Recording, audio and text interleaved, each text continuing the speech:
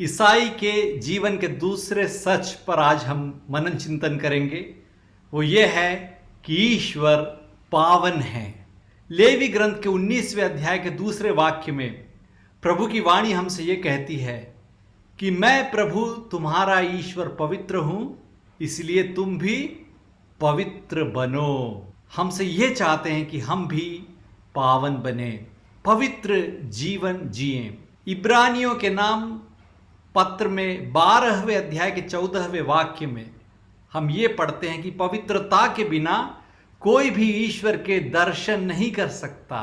और स्तोत्र ग्रंथ 24 में भी हम यही पढ़ते हैं कि प्रभु के मंदिर में, प्रभु के पर्वत पर कौन निवास कर सकेगा? जिसका हृदय निर्मल है। तो हमें पवित्र बनना है, क्योंकि हमारे प्रभु पवित्र हैं, पावन हैं। और दूसरी बात, प्रभु पावन है, यह हमें इस बात को भी याद दिलाता है कि हम पापी हैं। ईसाया ग्रंथ के 5वें अध्याय में ईसायाह नबी अहंकारियों को यह कहते कि धिक्कार है तुम्हें, रिश्वतखोरों धिक्कार है तुम्हें, अपने आप को बुद्धिमान समझने वाले धिक्कार है तुम्हें। लेकिन 6ठे अध्याय में जब ईसाया नबी को प्रभु का दर्शन होता है, प्रभु की पवित्रता का एहसास होता है, तब उन्हें खुद पता चलता है कि मैं अशुद्ध हूं और अशुद्ध होठों वाले मनुष्यों के बीच में रहता हूं। जब हम पावन प्रभु के सामने आते हैं, तब हमें एहसास होता है कि हम में कितनी कमी है, हम में कितना पाप है। जिस प्रकार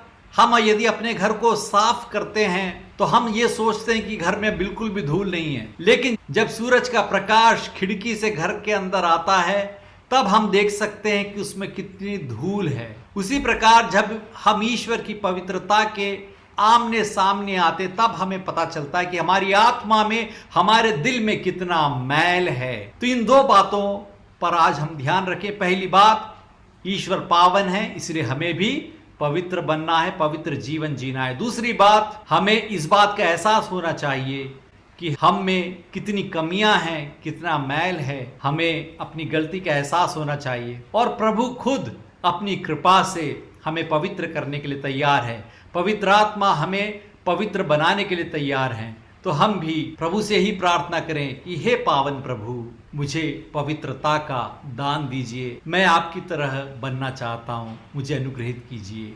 आमीन।